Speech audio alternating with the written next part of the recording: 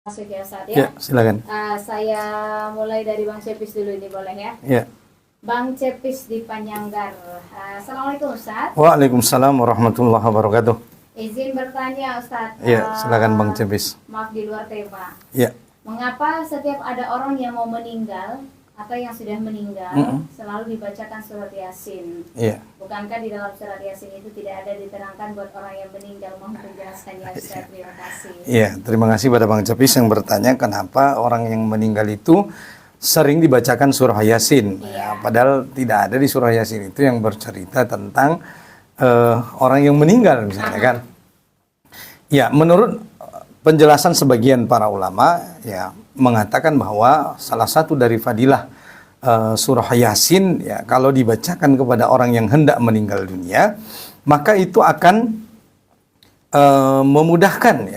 memudahkan hamba Allah Ta'ala tersebut itu dalam menghadapi proses sakaratul maut ya, walaupun memang misalnya di surah Yasin itu tidak ada yang bercerita tentang kematian ya, justru bahkan di surah Yasin itu yang ada adalah cerita tentang penduduk kampung yang diajab misalnya kan. Wal yadrib lahum masalan ashabal qaryah. Ceritakanlah kepada mereka Muhammad tentang satu penduduk kampung yang mereka diajab oleh Allah Ta'ala karena tidak mau beriman kepada Rasul. Diutus satu Rasul nggak mau beriman, diutus dua nggak mau beriman, bahkan sampai tiga nggak mau beriman gitu kan. Ini kisah yang dahsyat gitu. Sementara kita umat Muhammad hanya dengan satu Nabi dan Rasul tapi kita telah beriman gitu. Nah ini menurut sebagian para ulama ya, yang meriwayatkan bahwa menjelaskan kepada kita salah satu daripada fadilah kelebihan dari surah Yasin ya adalah dengan dimudahkannya bagi orang yang sakaratul maut dan bagi orang yang meninggal dunia itu mendapatkan ampunan Allah Ta'ala dan keluarganya itu mendapatkan kesabaran oleh almarhum yang meninggal dunia, begitu memang ya. Jadi memang nggak ada secara spesifik ya, ini hanya berdasarkan penjelasan-penjelasan daripada ulama kita yang menjelaskan tentang fadilah atau keutamaan daripada surah Yasin. Memang nggak ada hadis, tapi menurut penjelasan para ulama itu ya. Demikian Mbak Irin bisa saya jelaskan. Baik, itu untuk ya. ya. Pertanyaan berikutnya Ustaz, dari hamba Allah yang mau bertanya. Di luar tema sedikit ya Ustaz ya. Ya, silakan. Misalnya antara suami dan istri ada pertengkaran, lalu sempatlah terucap dan sudah talak 3. Dan ini terjadi karena marah dan emosi. Apakah masih bisa rujuk lagi Ustaz dan bagaimana caranya? Ya, terima kasih pada Allah Ta'ala yang bertanya tentang bagaimana seorang suami yang terlanjur menjatuhkan talak 3 karena rasa emosi dan marah ketika terjadi pertengkaran ya. Jadi sahnya suami menjatuhkan talak 3 sekaligus ini para ulama berbeda pendapat ya di kalangan para ulama sendiri.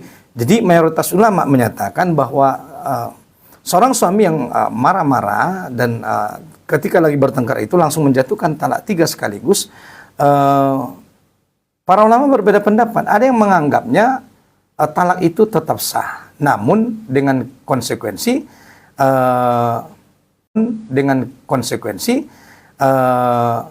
talak 3 yang tidak dapat dirujuk secara langsung. Ada yang ulama yang mengatakan ucapan itu sah.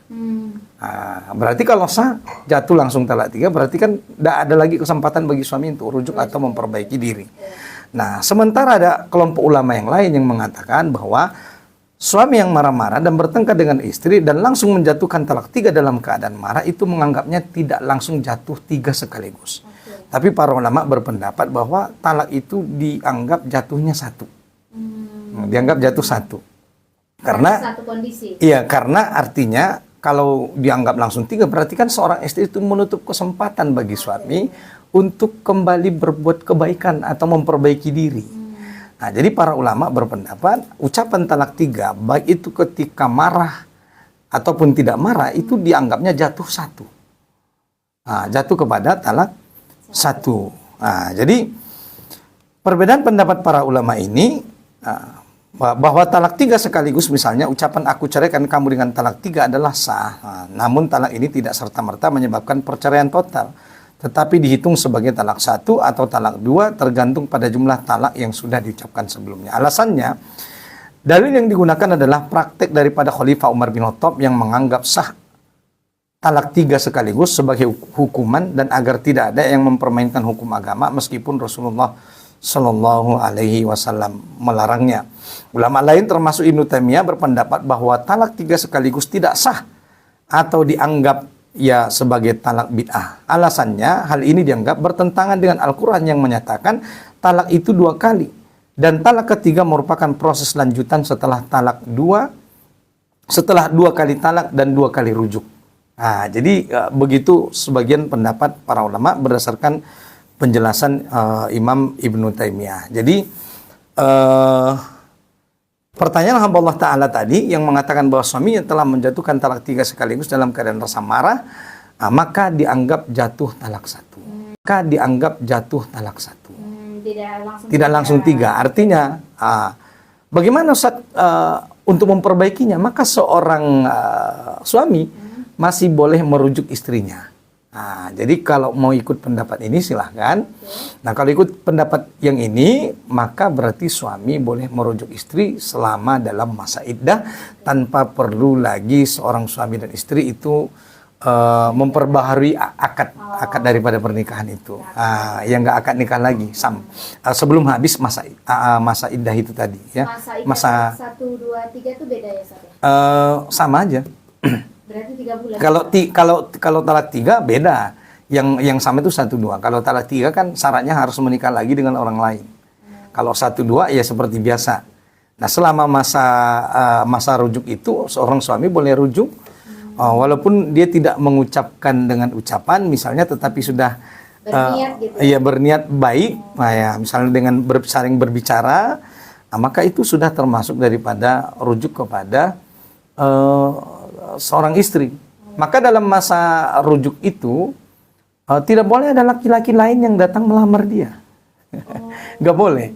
Karena kalau seperti itu berarti dia telah menutup kesempatan bagi suami untuk memperbaiki diri. Kalau talak 3 beda lagi. Talak 3 beda. Kalau dia talak 3 dia harus menikah lagi. Tapi kalau talak 1 dan 2 itu seorang istri nggak boleh menutup kesempatan bagi suami untuk memperbaiki diri selama dalam kurun waktu masa seorang suami itu iddah itu berhak untuk rujuk kembali karena suaminya lebih berhak kepada istrinya daripada laki-laki yang lain. Nah, gitu. Jadi solusinya bagi si hamba Allah Ta'ala tadi silahkan kalau memang ada rasa menyesal dan ingin kembali lagi, maka seorang suami boleh rujuk kepada istrinya selama belum habis masa untuk merujuk itu kembali. Demikian Mbak Irin yang bisa kita jelaskan kepada hamba Allah Ta'ala. Iya, kita ke pertanyaan berikutnya. Kembali Irfan Ikamulos yang saya ingin bertanya tentang harta gono gini, Ustaz. Iya.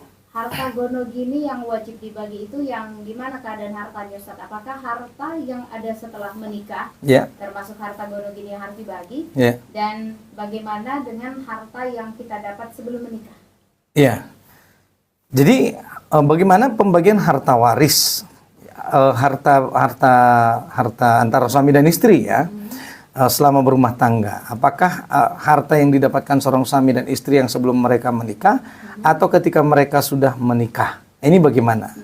Nah, kalau harta itu adalah harta yang didapatkan sebelum suami atau pasangan itu menikah, maka itu harta milik pribadi masing-masing, ya.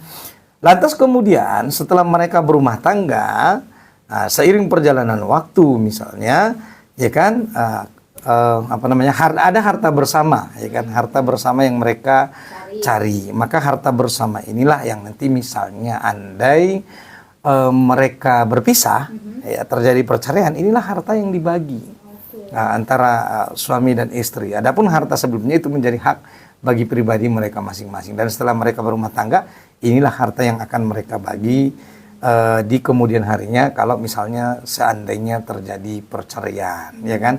Berarti kalau misalnya itu harta kita dapat itu nggak boleh dibagi ya? Kalau yang kita dapat sebelum nikah? Iya, karena itu hak pribadi masing-masing misalnya. Kecuali misalnya itu dijadikan harta bersama, nah, ya kan? Iya, misalnya seperti ya mungkin rumah misalnya kan, mungkin seorang suami sebelum menikah sudah ada rumahnya misalnya kan. Tentu rumah itu adalah milik suami tentunya dan suratnya juga atas nama suami misalnya kan. Nah, jadi mungkin ada harta yang didapatkan sebelumnya, maka itu menjadi milik masing-masing. Adapun harta yang ketika nanti sudah bersama, pemberian suami kepada istrinya, maka inilah harta yang mereka bagi nanti di kemudian hari, andai misalnya terjadi perceraian tersebut. Kecuali misalnya si suami mengikhlaskan, misalnya kan. Jadi dibagi aja gitu. Iya, misalnya. Atau mungkin sepakat nih, rumah lah, oke lah suami berbaik hati misalnya. Oke lah rumah kita bagi dua. Atau jual aja nggak apa-apa, sebagian untuk kamu, sebagian untuk saya, sebagai pemberian yang baik daripada suami kepada istri, nggak ada masalah begitu. Oke. Iya.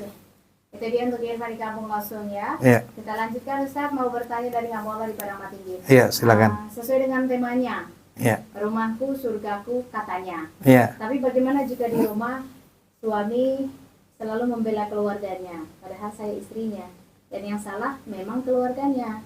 Saya selalu diminta sabar dalam menghadapi jahatnya keluarga. Iya. Tapi dia tidak pernah membela saya di depan keluarganya secara terang-terangan. Bagaimana bisa rumahku surgaku jika suami tidak membela istrinya di depan keluarganya secara langsung, Ustaz? Iya. Terima kasih pada Allah Ta'ala yang bertanya, bagaimana dengan konsep rumah tanggaku adalah surgaku, sementara si suami itu misalnya selalu membela keluarganya, ya kan? Padahal memang salah. Iya, padahal memang salah begitu. Jadi bagaimana dia akan mewujudkan rumah tangga yang rumahku surgaku begitu kan? Sementara kalau si istrinya selalu yang dituduh salah, keluarganya selalu dibela. Nah, ini bagaimana Ustaz? Nah, ini tentunya tidak baik. Artinya seorang suami berarti dia tidak bersikap adil di dalam rumah tangga. Padahal Allah Ta'ala menyebutkan bahwa bersikap adil itu adalah merupakan perintah daripada Allah Ta'ala. Jadi seorang suami harus bersikap adil, terutama kepada pasangannya, ya. Jadi jangan sampai misalnya ada suami yang berbuat zalim kepada istrinya dengan melimpahkan kesalahan kepada istrinya, padahal kesalahan itu bukan kesalahan istri. Ya, jadi ini juga tidak baik, Mbak Erin. Jadi kalau suami hanya ira saya keluarganya apa deh, sementara keluarganya ada buri, nah juga ada pada ini kan tidak baik, ya kan? Padahal keluarga si istri juga merupakan bagian daripada keluarga dia. Kalaupun misalnya ada kesalahan-kesalahan, kan ini kesalahan yang bisa didiskusikan, kesalahan yang bisa diperbaiki. Mungkin misalnya, andailah contohnya misalnya keluarga istri itu memang ada kesalahan, ya kan? Jangan sampai kesalahan daripada keluarga si suami itu, kesalahan daripada keluarga suami atau keluarga istri itu menjadikan pasangan itu tidak bersikap adil, ya. Jadi justru kalau misalnya ada kesalahan-kesalahan kekeliruan, di sini kita harus meluruskan. Banyak artinya Mbak Irin misalnya, seperti misalnya suaminya si istri tadi misalnya berbuat zolim misalnya kan, harusnya si istri itu memerankan fungsinya, mengingatkan suaminya, suamiku tidak boleh berbuat zolim, kamu harus berbuat baik kepada keluarga. Begitu juga sebaliknya. Jadi harus diingatkan begitu. Jangan malah misalnya membiarkan si suaminya tetap berbuat zolim, ya misalnya dengan membela keluarganya yang salah tadi. Harusnya diingatkan suaminya. Karena ada sebagian kadang Mbak Irin, apalagi termasuk misalnya dalam sering misalnya dalam harta waris misalnya kan, si suaminya ini misalnya sebagai anak paling besar di rumah tangga, kemudian suaminya ini menjolimi adik-adiknya, si istrinya diam saja karena dia merasa cocok misalnya karena bagiannya paling banyak, padahal suaminya berbuat zolim. Ini kan tidak boleh. Istri tidak boleh mendiamkan kezoliman suami. Begitu juga sebaliknya, suami tidak boleh mendiamkan kezaliman istri, baik itu kepada keluarganya ataupun kepada keluarga suaminya, atau juga sebaliknya apalagi kepada keluarga orang lain. Nah, ini tidak baik. Jadi bukan malah misalnya si suami justru menjolimi istrinya dikarenakan kesalahan-kesalahan yang dilakukan oleh keluarga dari suami sendiri. Ini tidak baik. Artinya dia telah menzolimi istrinya tersebut. Maka takutlah kita menzolimi, apalagi menzolimi pasangan. Bukankah Rasulullah SAW mengatakan bahwa kezaliman itu kelak di hari akhirat adalah kegelapan yang amat gelap. Jangan sampai karena kezoliman kita itu kita menjadi orang-orang yang celaka di negeri akhirat. Oleh karena itu, wahai para suami, ya, janganlah misalnya hanya merasa karena saking cintanya kepada keluarganya terus dia hanya apa namanya membela keluarganya kemudian menyalahkan istrinya, ini tidak baik. Kalau memang ada keluarga kita yang salah, ya salahkanlah apa yang salah gitu kan. Kemudian ya adil. Kemudian kita perbaiki kesalahan itu. Ya, jangan justru malah sudah jelas keluarga suaminya yang salah, tapi malah kesalahan itu dilimpahkan kepada istri, padahal istri nggak salah apa-apa. Ini kan berarti kan fitnah namanya kan, padahal fitnah itu lebih kejam daripada pembunuhan. Ini tidak baik. Seorang suami akan ditanya oleh Allah Ta'ala kelak tentang kepemimpinannya yang dia tidak berlaku adil kepada istrinya. Jangan sampai ini. Maka wahai para suami, bersikap adillah kepada istrimu. Ya, justru malah harusnya istri itu dibela misalnya kan. Kalau dia misalnya difitnah, baik itu difitnah oleh keluarga sendiri maupun difitnah oleh keluarga suaminya, ini tidak baik. Oleh karena itu bersikap adillah, letakkanlah sesuatu itu pada tempatnya, maka insya Allah Allah akan mencintai kita, mencintai suami atau istri yang dia mampu bersikap adil di dalam rumah tangga. Karena setiap kepemimpinan itu akan ditanya oleh Allah. Kullukum ra'in. Setiap kalian adalah pemimpin dan setiap kepemimpinan akan ditanya oleh Allah Ta'ala. Maka berhati-hatilah di dalam rumah tangga. Mudah-mudahan kita semua mampu bersikap adil kepada pasangan kita dan Allah jaga keluarga kita. Amin ya rabbal alamin. Demikian Mbak Irin yang bisa kita jelaskan. Baik, kita Ya. sama tanya berikutnya Ustaz. Ya, silakan. Mary di Sibangkua. Ya, Bu Mary. Maaf Ustaz mau bertanya, ada saya pernah baca Ya. laki-laki boleh menikahi perempuan yang non muslim dan mereka menjalankan agama masing-masing dan sah. Tapi perempuan muslim menikahi laki-laki non muslim itu tidak boleh dan tidak sah. Kenapa ada perbedaan dalam hukum ini Ustaz? Mohon penjelasannya. Ya, perbedaan kalau perempuan menikahi Laki-laki yang non-muslim tidak boleh. tapi kalau laki-laki Menikahi ahli kitab perempuan boleh. sah pernikahannya. Kenapa ada perbedaan ya? Terima kasih kepada Bu Mary. Mary di Sibakua ya. Jadi pendengar berhati dirahmati Allah Ta'ala, di dalam Al-Quran Allah jelas mengatakan bahwasanya tidak boleh kita menikahi ya orang lain atau menikahi pasangan kita yang tidak seakidah dengan kita. Di dalam Al-Quran Allah Ta'ala dengan jelas mengatakan bahwasanya budak yang hitam ya itu lebih baik bagimu tapi dia beriman daripada laki-laki atau perempuan yang mereka menarik hatimu tetapi dia tidak seakidah denganmu. Kenapa? Karena Allah Ta'ala mengatakan orang yang tidak seakidah akan membawa kita kepada murka dan neraka Allah Ta'ala. Sementara pasangan yang seiman walaupun dia jelek, hitam, tetapi dia beriman, maka itu kata Allah Ta'ala lebih baik. Kenapa? Karena laki-laki yang jelek hitam tadi atau perempuan yang jelek hitam tadi adalah dia mengajak kepada keimanan kepada Allah Ta'ala, mengajak ampunan, mendapatkan ampunan Allah Ta'ala. Maka inilah kebaikan. Jadi Mbak Erin, kebaikan itu tidak hanya dipandang dari sisi baik atau buruk berdasarkan pandangan manusia, tetapi adalah baik berdasarkan pandangan Allah Ta'ala ya.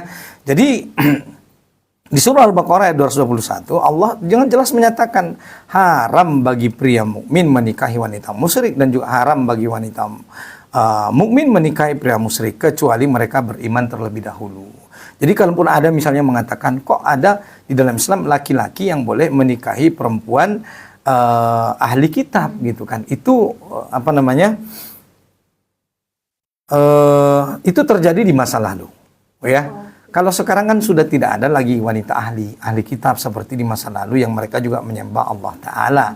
Ya kan agama-agama samawi, agama-agama yang dulu Mbak Erin itu kan agama-agama yang dibawa para nabi dulu kan juga mereka juga menyembah Allah Ta'ala.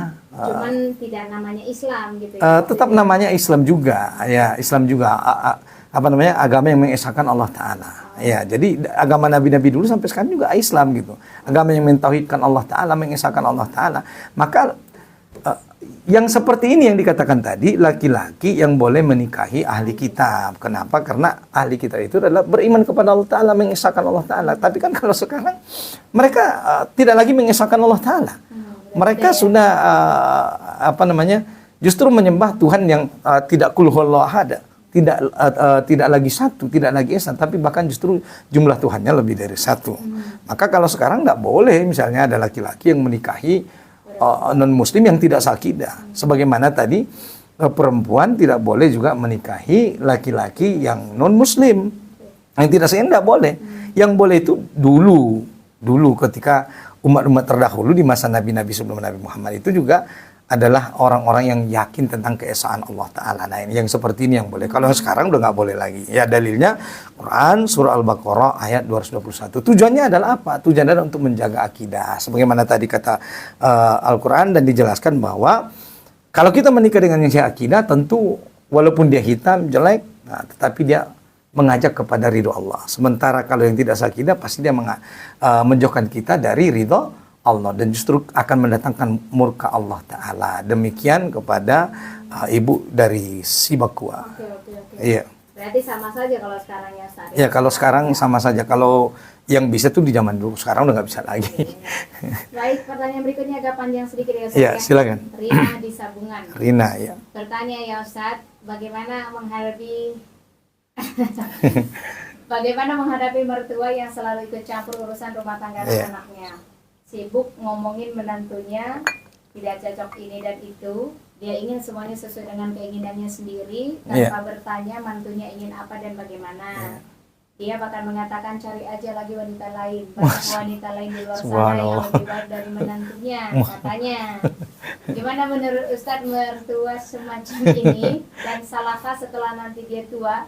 Misal sakit-sakitan, saya bersumpah tidak akan melihat, bahkan tidak akan menangis jika dia mati, Ustaz. Ini terjadi karena sakit hati yang tidak terungkapkan lagi. Terima kasih Ustaz, semoga tidak membela mertua saya.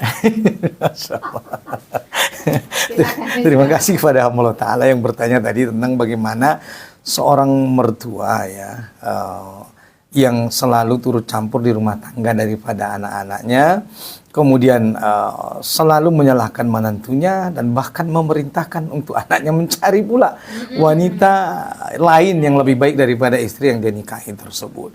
Nah, tentunya ini mertua yang yang tidak meniru kepada Rasulullah SAW. Jadi mertua itu jangan terlalu ikut campur di rumah tangga urusan anaknya. Biarkan anaknya sendiri yang menyelesaikan masalahnya. Kalaupun misalnya ada mertua yang mungkin ingin memberikan masukan atau saran, maka hendaklah saran dan masukan itu adalah saran yang baik. Saran yang justru memperbaiki hubungan antara anak dan menantunya. Bukan justru saran dari mertua yang malah merusak, makin memperparah rusaknya hubungan rumah tangga antara anak dan menantu. Bahkan justru malah lebih parah lagi, misalnya menyuruh mengganti menantunya tersebut. Apalagi kalau sudah misalnya ada cucu atau anak, ini kan tidak segampang yang dibayangkan. Oh, udah ceraikan aja, langsung cari yang lain. Oh, nggak segampang itu, karena ada tanggung jawab di sana. Ada yang harus amanah yang Allah titipkan berupa anak, amanah yang Allah titipkan berupa suami dan istri. Nah, ini kan akan ditanya oleh Allah Ta'ala. Jadi tidak boleh ya kalau ada mertua yang terlalu ikut campur dalam urusan rumah tangga anaknya. Maka teladanilah Rasulullah SAW. Mudah-mudahan kisah ini bisa menjadi contoh ya bagi para mertua dimanapun berada. Ada satu kisah pernah Rasulullah SAW itu menjenguk ke rumah putri beliau Fatimah.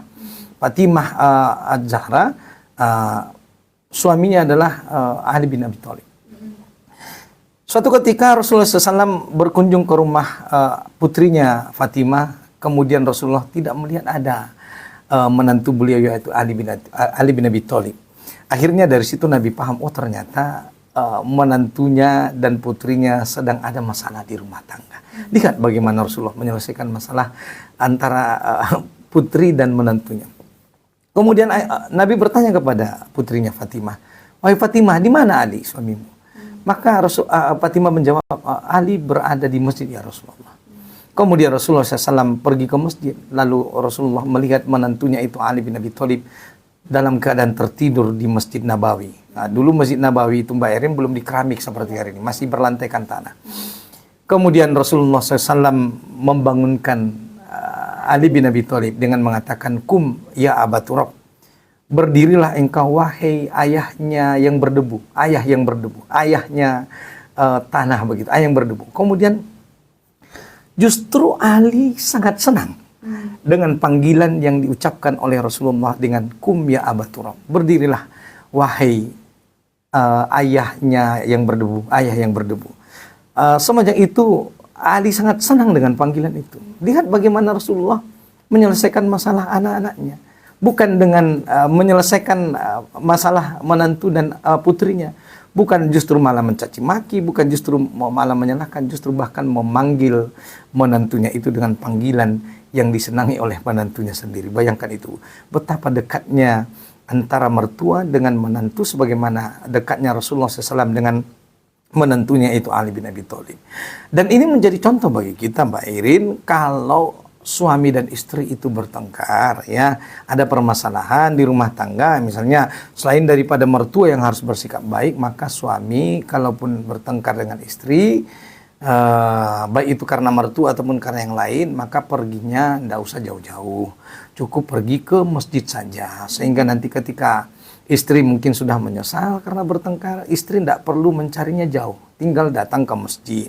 Lagian kalau seorang suami lagi marahan dengan istrinya, dia berada di masjid, tentunya kan itu lebih baik, dia lebih beramal soleh daripada dia marah-marah pergi ke diskotik, pergi narkoba, kan ini tidak baik. Maka tirulah Ali bin Abi Thalib, ketika dia marahan dengan istrinya putri Rasulullah Fatimah, maka dia pergi menjauhkan dirinya sesaat, menenangkan pikiran dan emosinya, yaitu berada di masjid, ya kan. Di masjid dia beramal soleh, walaupun dia tidur-tiduran, tetapi dia berada di tempat terbaik. Oleh karena itu, wahai para mertua, tirulah Rasulullah SAW bagaimana beliau memperlakukan anak menantunya, bukan dengan justru mencampuri urusan rumah tangganya, tetapi dia menjadikan memberikan solusi terbaik, bahkan memanggil menantunya tadi dengan panggilan yang justru dia sukai. Maka dengan begitu akhirnya rumah tangga Ali bin Abi Thalib dengan Fatimah menjadi cair kembali, menjadi nyaman kembali. Kemudian rumah tangga itu menjadi rumah tangga yang sakinah mawaddah warahmah. Oleh karena itu, wahai para mertua, jangan sampai kalian berbuat zalim dengan menzalimi rumah tangga anak-anak kalian, menantu kalian, bahkan sampai turut terlalu campur jauh. Berikan kepercayaan kepada anak-anak kita. Kita sebagai mertua ataupun nanti yang akan menjadi mertua, ya, di hari yang akan datang, cukup memberikan nasihat yang terbaik. Jadilah hakim yang adil bagi menantu dan anak kita, bagaimana agar rumah tangga mereka itu menjadi rumah tangga sakinah mawaddah warahmah yang dijauhkan dari godaan syaitan. Karena rasa marah, rasa benci itu adalah daripada syaitan, karena memang syaitan tidak suka melihat rumah tangga kaum muslimin itu adem ayem saja. Maka tidak usah heran kenapa banyak masalah di rumah tangga, karena memang rumah tangga itu adalah hal yang paling tidak disukai oleh setan. Pasti akan banyak ujian, pasti akan banyak datang cobaan-cobaan. Oleh karena itu, ini harus disadari. Oleh karena itu, wahai para mertua, bersikap adillah kalian kepada rumah tangga anak-anak kalian. Serahkan keputusan itu kepada mereka. Jangan menyuruh mereka untuk menceraikan pasangannya. Karena mereka lah yang paling tahu apa yang terbaik bagi mereka. Oleh karena itu, bersabarlah di dalam menjalani rumah tangga itu, terutama para mertua, bersabar terhadap sikap, mungkin walaupun ada yang tidak disenangi dari menantu, bersabarlah. Mungkin sikap-sikap yang tidak disenangi itu justru ternyata di belakangnya ada kebaikan yang mungkin Allah titipkan di kemudian hari, yang justru kita ketahui setelah di kemudian hari itu. Jadi jangan langsung menyalahkan menantu kita, padahal boleh jadi bukan kesalahan menantu semata, boleh jadi mungkin itu tidak tertutup kemungkinan ada juga kesalahan daripada anaknya. Maka jadilah hakim yang bersikap adil tanpa menyalahkan antara satu dan yang lain, justru menjadi perekat, seperti jahit yang mempersatukan yang terpisah. Jangan menjadi gunting yang memecah belah, tapi jadilah seperti jahit peniti atau apa itu yang menyatukan kedua rumah tangga. Demikian Mbak Irin yang bisa saya jelaskan. Kalau soal ini Ya. soal pendidikan anak juga kadang-kadang antara anak dan juga antara menantu atau anaknya dengan orang tua dan mertua itu agak berbeda gitu ya. Kayak kadang-kadang tuh menantu atau anaknya ingin mendidik anaknya begini. Ya. Nah, sementara kalau nenek dengan cucu, tahu loh saya manja luar biasa, nggak boleh cucunya dimarahin dia. Padahal memang cucunya ini harusnya dididik oleh orang tuanya adalah militer gitu kan, biar kuat berapa gitu. Ketika seorang ibu atau seorang ayah mendidik anaknya sesuai dengan pendidikan, mendidik lah istilahnya begitu. Si mertua atau neneknya boleh nggak usah ikut campur, nggak boleh begitu. Jadi kesannya anak jadi bingung gitu. anak menjadi bingung dan bahkan menjadi lebih manja begitu ya. Begitu. Lebih susah diatur malah Ya, gitu kan. begitu. Nah, yang seperti ini boleh juga nggak Ustaz? Ya. Jadi bagaimana nih dengan anak dengan neneknya ya, baik itu dari mertua laki-laki atau perempuan yang terkadang sering lebih malah memanjakan cucu, yang justru sikap itu justru menjadi membuat anak-anak kita itu atau cucunya itu menjadi tidak baik atau lebih susah diatur begitu kan. Karena kayak kata Mbak Erin tadi, nggak boleh suara ayahnya memarahi cucunya gitu kan. Padahal anak-anak kita sendiri gitu kan. Tapi justru malah neneknya atau opungnya lebih galak kepada ayahnya gitu kan. Ayah gitu. Neneknya. Iya, jadi memang Mbak Irin itu sering memang cucu yang kalau dia dititipkan kepada neneknya itu anak itu menjadi rusak. Memang lebih banyak. Iya, menjadi rusak. Kenapa? Karena segala maunya daripada cucu dituruti jadinya. Sehingga orang tua itu tadi tidak tega memarahi anaknya begitu, padahal harusnya memang dilarang misalnya kan. Maka wahai para suami istri atau para ayah dan ibu, jangan menitipkan anak kepada neneknya atau opungnya ya. Bila perlu didiklah sendiri anak itu. Kalaupun misalnya memang tidak bisa karena kesibukan kerja, maka cari orang lain yang bisa meringankan tugas-tugas untuk merawat anak di rumah. Karena menyerahkan pendidikan kepada nenek yang tidak mengerti tentang ilmu bagaimana cara mendidik cucu, ini akan merusak anak. Maka jadilah menjadi nenek sehebat Nabi Muhammad SAW. Bagaimana Nabi Muhammad SAW menjadi nenek yang hebat bagi cucu-cucunya seperti Hasan dan Hussein. Ya, bagaimana Nabi mendidik cucunya, maka seperti itulah harusnya para nenek dan opung dalam mendidik cucu. Dengan tidak boleh memanjakan, tapi justru membuat kagum kepada ayahnya. Jadi cucunya Nabi itu, Hasan Hussein itu dididik oleh Nabi dengan Nabi membuat cucunya itu kagum terhadap ayahnya. Sehingga Nabi berkata bahwa ayahmu adalah penunggang yang hebat, penunggang kuda yang hebat. Semakin kagumlah anak ini terhadap ayahnya. Bukan malah misalnya, oh ayahmu itu tuh begini. Justru malah ayahnya direndahkan oleh nenek dan kakeknya sendiri, sehingga begitu saya pulang ke rumah, ayah sok-sok begini, ayah pun kata nenek dulu begini. Ini kan tidak baik gitu kan. Ini justru malah merusak pendidikan si cucu kepada merusak pendidikan cucu itu sendiri begitu. Maka seorang kakek atau nenek itu harus bijak di dalam mendidik cucunya. Buatlah bagaimana agar cucu itu kagum kepada ayahnya, kagum kepada ibunya. Jangan malah nanti malah menyalah-nyalahkan, ayahmu dulu waktu kecil juga begini. Nah, karena rasa sayangnya kepada cucunya, kemudian justru merusak pola pendidikan terhadap cucu atau anak karena menyalahkan ayahnya begitu kan. Alah nggak usah lah begini, ngehopin aja lah temenek kosono-sono. Itu nggak boleh. Pada kenyataannya banyak begitu ya. Iya, itu yang nggak boleh. Jadi nggak boleh begitu ya para calon kakek nenek gitu. Iya, jadi buatlah nanti cucumu itu justru kagum kepada ayahnya gitu. Sehingga nanti si anak, oh ya, akhirnya dia kagum kepada ayahnya, sehingga dia lebih mendengarkan ayahnya, lebih mendengarkan ibunya, sehingga ini bermanfaat untuk kebaikan diri masa depan yang akan datang. Demikian Mbak Irin. Baik, pertanyaan berikutnya Ustaz Irin, Allah. Saya belum menikah Ustaz dan ingin tahu, saya orangnya mudah bosan. Apakah menikah itu mereka nggak bosan ya? Ketemu tiap hari selama hidupnya dari pagi sampai pagi lagi. Iya. Apakah ada saatnya bosan bersama? Jadinya gimana mengatasi itu Ustaz? Iya, jadi ini dia khawatir ya kalau nanti misalnya menikah karena dia orang yang mudah merasa bosan ya. Nanti bagaimana? Apakah orang menikah itu nggak bosan ya? Bagaimana Mbak? Menikah itu membosankan apa tidak? Agak beda memang. Ya kadang-kadang memang ada juga rasa bosan terhadap rutinitas itu ya. Apalagi ya namanya manusia biasa ya kan, setiap hari. Ya memang harus siap seperti itu, siaplah ya. Apalagi ada masalah ya. Iya. Nggak ada masalah aja, kita kadang-kadang juga jenuh dan bosan gitu kan. Melihat tingkah pola pasangan kita gitu kan. Apalagi pasangan itu misalnya kadang-kadang mungkin menjengkelkan misalnya kan. Justru selain dia merasa jenuh juga dia merasa bosan gitu ya. Jadi oleh karena itu memang perlu tadi sebagaimana kita sebutkan tadi, untuk menjadikan rumah tanggaku adalah surgaku, perlu ada penyegaran-penyegaran agar tidak bosan. Ya, sesekali nggak ada salahnya diingatlah dulu ketika awal-awal kita jatuh cinta, ya kan? Dimunculkan kembali rasa itu. Bagaimana agar rasa cinta itu perlu dirawat loh Mbak Irin, ya kan? Namanya rasa cinta perlu dijaga. Sebab kalau tidak dijaga, apinya bisa padam gitu kan.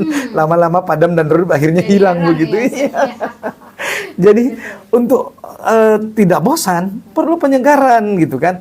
Lah kalau dulu misalnya ketika lagi sedang khitbah, ya kan, toh suami bawa hadiah, bawa kado, bawa seserahannya, sesekali nggak ada salahnya lah. Walaupun nggak usah harus nunggu momen hari ulang tahun misalnya kan. Ya ajalah, berilah hadiah, berilah kejutan, nggak mesti mahal ya kan. Nah tapi yang kira-kira membuat pasangan kita bisa merasa nyaman, bisa merasa bahagia, bahkan menambah rasa cinta terhadap kita, gitu kan. Mungkin ada keinginan-keinginan yang belum tercapai, nggak ada salahnya sesekali suami dan istri mewujudkan keinginan pasangan yang belum tercapai tersebut, ya.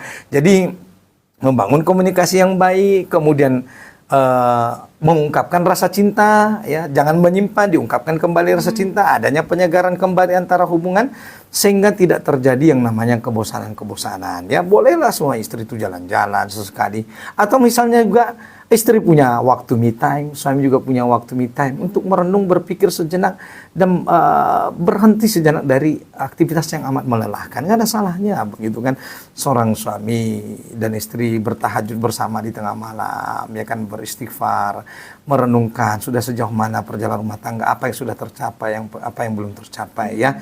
Jadi yang namanya manusia ini pasti merasa bosan, ya. Nah, tak ada itu manusia. Memang begitulah kehidupan dunia ini, ya kan? Manusiawi. Sifat bosan itu manusiawi. Tinggal kita bagaimana menyiasati kebosanan itu agar tidak berubah menjadi sesuatu yang merugikan kita, bahkan berujung pada malapetaka, begitu, sehingga berujung nanti, udahlah. Banyak loh Mbak Erin, misalnya di hari ini orang yang kita lihat pasangan itu berpisah karena menemukan kebosanan. Iya, merasa menemukan kebosanan, jenuh, kemudian udahlah kita udahan aja lah, karena saya udah bosan, udah capek, udah lelah. Nah ini jangan sampai. Makanya tadi kita bilang nggak ada salahnya suami itu sesekali bantu istri agar istri itu tidak merasa jenuh, agar istri tidak merasa bosan. Sesekali apa salahnya suami menjahit pakaiannya sendiri yang sobek,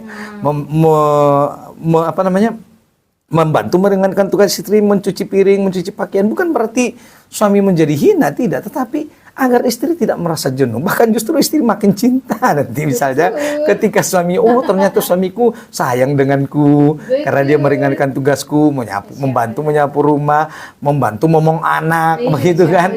Ketika istri merasa kerepotan, ini kan bentuk daripada ungkapan cinta juga Mbak Irin. Tidak melulu cinta itu hanya misalnya I love you, I miss you, enggak. Tapi cinta itu bisa diungkapkan dalam bentuk perhatian meringankan tugas-tugas istri di rumah tangga. Jadi supaya tidak bosan begitu, rawatlah cinta itu. Jangan hanya yang dirawat itu mobil, kendaraan, apa. Diri. Cinta juga perlu dirawat, istri juga perlu dirawat. Sesekali aja kalau ada rezeki berlebih skincare. Ya kan? Ke spa, manicure, pedicure untuk relaksasi begitu ya. Demikian Mbak Irin yang bisa kita jelaskan. Mudah-mudahan hamba Allah Ta'ala tadi tidak khawatir untuk menikah karena khawatir menemukan kebosanan. Demikian Mbak Irin. Dan satu lagi, kalau tambahan saya, harus ada komitmen nggak sih? Komitmen, ya. Contohnya nih. Misal, manusiawi kan kalau kita bosen nih berantem mulu, bosen nih gini mulu gitu. Cuman di balik itu semua kan kita benar kalau menikah itu nggak cukup cuma cinta dan harta, harus ada iman, benar kan? Jadi kalau menurut saya orang-orang yang selingkuh lah misal. Itu berarti mereka tidak komitmen dengan pernikahannya. Jadi kalau menurut saya, kalau misalnya memang ingin berumah tangga, apalagi untuk ini mungkin yang menikah, bosan. Ya sebelum menikah komitmen dulu deh, bisa nggak dengan satu pasangan, jangan saling menyakiti satu sama lain, jadinya nanti ketika bosan diselingkuh, dia bosan dia ke mantannya balik lagi, apa curhat segala macam gitu kan. Jadi maksud saya nambah satu gitu, komitmen pernikahan. Bikin komitmen sebelum pernikahan. Betul. Yaitu seperti Mbak Erin tadi sebutkan, tidak saling menyakiti. Kalau misalnya nanti muncul rasa jenuh itu, ini harus berbicara nih. Nih kok saya udah ini terasa jenuh. Ini gimana nih? Nah, jadi si pasangan tadi dia tahu dan ngerti bagaimana harus bersikap. Ini perlu. Makanya jangan diam-diaman gitu kan. Sesekali ungkapkan rasa bosan kita. Bang, ini aku capek nih dari pagi nyuci apa, nyapu, masak nggak selesai. Jenuh nih, bosan nih, gimana nih? Oh ya udah, ayo kita ini ke toko emas misalnya. Enak kali saya emas makan. Iya misalnya ya kan, atau ya udah kita makan bareng di luar yuk, nggak usah masak hari ini, kita makan bareng ya biar nggak capek misalnya. Ayo nih dulu ada makanan favorit kita yang udah lama nggak dimakan misalnya kan. Jadi harus ada komunikasi yang baik. Intinya komunikasi yang baik, Mbak Irin. Jadi harus ada komunikasi. Kebosanan itu kadang-kadang karena komunikasinya nggak jalan, komunikasi yang tidak baik. Jadi bagi pasangan yang khawatir kalau merasa bosan, bisa dibicarakan dengan baik. Toh kebosanan itu hal yang manusiawi. Nggak usah kita takut mengungkapkan. Ungkapkan aja perasaan itu. Bang, aku ini bosan nih, capek nih di rumah terus ya kan. Nyuci baju, ngurusin anak, ngurusin ini, gosokan nggak pernah selesai ya kan. Numpuk sudah dicuci 1 ember, nambah malah 2 ember misalnya kan. Ini jenuh, sudah di mesin cuci ada lagi misalnya kan. Jadi kan membosankan pekerjaan. Nah disinilah peran suami, Mbak Irin. Tadi saya bilang membantu meringankan tugas-tugas istrinya supaya rasa jenuh itu tidak muncul. Maka bangunlah komunikasi yang baik. Insya Allah kita terlepas dari yang namanya kebosanan. Apalagi kita tadi di awal seperti Mbak Irin katakan, berkomitmen.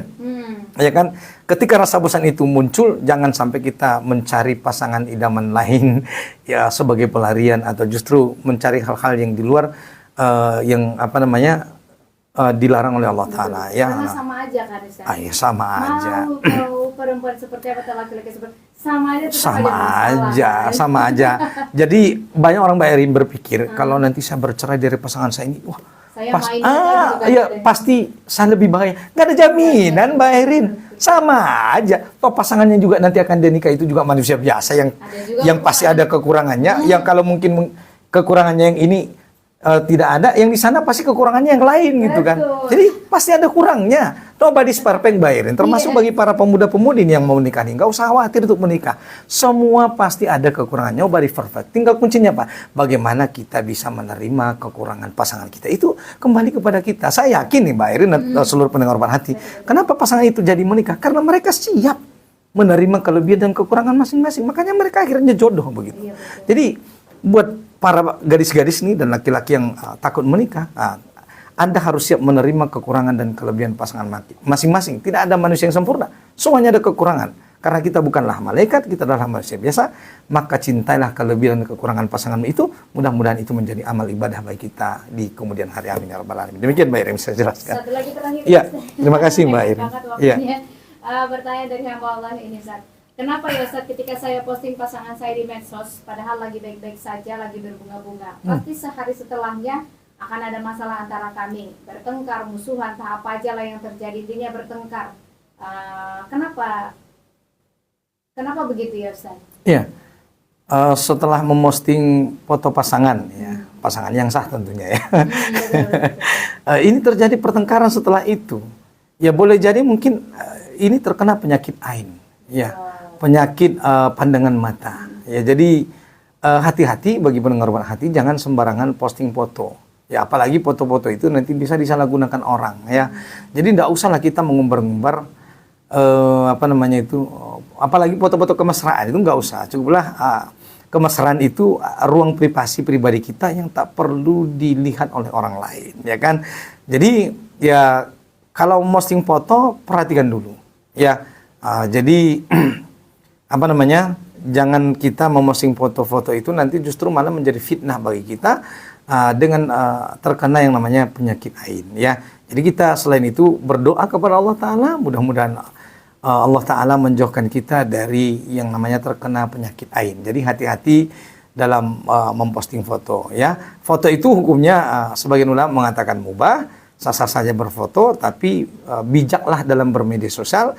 Karena memang ada foto yang ada foto yang layak diposting, ada foto yang tidak layak diposting. Jadi kalau ada muncul seperti itu, ingatlah bahwa pertengkaran, emosi, marah itu adalah berasal dari setan. Karena setan tidak ridho melihat rumah tangga kaum muslimin adem-adem saja pasangan itu. Pastilah tiap hari itu ada aja pertengkaran, walaupun yang bersifat-sifat kecil-kecil misalnya kan. Karena memang sudah sunatullah, pasti rumah tangga itu akan diuji. Suka tidak suka, ridho tidak ridho, rumah tangga itu akan diuji sebagai bentuk daripada kita mengaku beriman. Dan Allah Ta'ala telah menjelaskan bahwa setan itu musuh yang nyata bagi kita.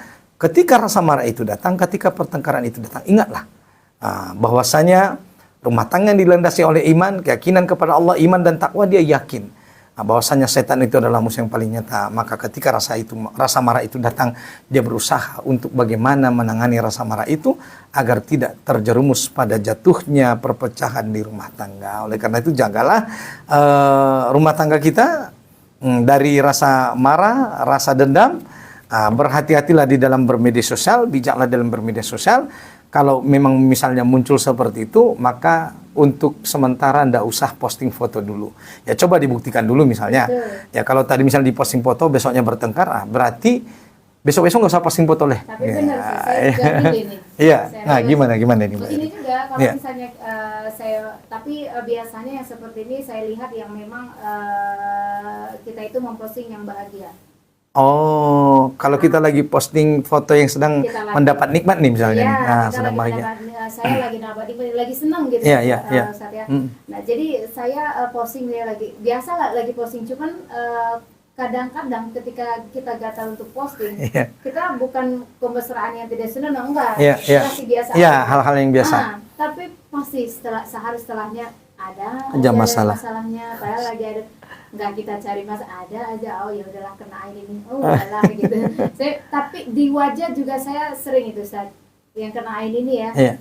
Ketika kita posting foto kita yang menurut kita bagus gitu, besoknya pasti muncul jerawat kah itu atau apa itu. Kalau bagi saya ini tuh nyata Ustaz. Oh iya, dan para ulama menjelaskan begitu Mbak Irin. Makanya saya bilang tidak semua orang juga suka melihat kebahagiaan kita, ya kan? Jadi dia mungkin ada dua ya Ustaz ya, iri atau kagum ya Ustaz? Iya, kalau nggak iri, kagum. Nah ini kan menimbulkan, misalnya kalau seorang itu jadi iri, misalnya dia mendoakan keburukan bagi kita, misalnya kan. Nah, jadi hati-hati, makanya saya bilang kalau mau posting-posting juga lihat-lihatlah tempatnya, lihat-lihat momennya agar tidak muncul masalah di kehidupan kita, apalagi misalnya terkena penyakit ain, apalagi misalnya kita posting foto-foto anak-anak misalnya kan, kadang-kadang posting foto anak itu justru mendatangkan penyakit yang awalnya tadi misalnya anak itu sehat kemudian menjadi sakit karena terkena yang namanya penyakit ain, yaitu buruknya daripada pandangan mata.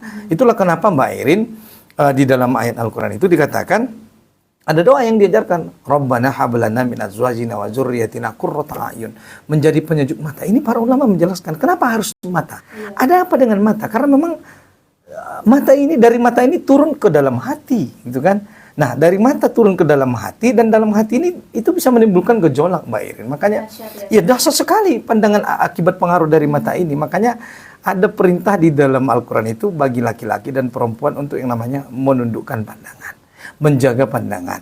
Nah ini perlu menjaga pandangan. Nah kalau kita tidak menjaga pandangan orang lain, dengan kita menjaga adab-adab kita di dalam bermedia sosial, ini bisa menimbulkan fitnah. Mungkin orang iri dengan tidak semua orang senang dengan pencapaian-pencapaian kita, kesuksesan kita, begitu kan?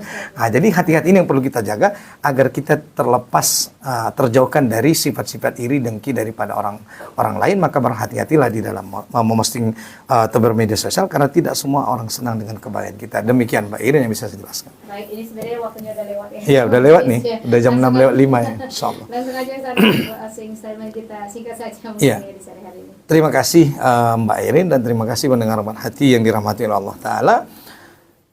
Sesuai dengan tema kita pada sore hari ini, yaitu Baiti Jannati, rumah tanggaku adalah surgaku, maka landasilah rumah tangga kita dengan keikhlasan, hanya mengharap dari Allah Ta'ala. Landasilah rumah tangga kita dengan iman dan takwa, hiasilah rumah tangga kita dengan sifat sabar dan mudah memaafkan, dan mendoakan kebaikan bagi keluarga kita, maka insya Allah rumah tangga kita akan menjadi rumah tangga yang sakinah mawaddah warahmah. Dan isilah rumah tangga kita itu dengan saling berbagi, saling tolong menolong, kemudian juga menjalin komunikasi yang baik, kemudian juga saling menjaga diri dari perbuatan-perbuatan yang dilarang oleh Allah Ta'ala, dan kita bersungguh-sungguh bersama-sama taat kepada Allah Ta'ala. maka insya Allah dengan begitu rumah tangga kita akan menjadi rumah tangga sakinah mawaddah warahmah.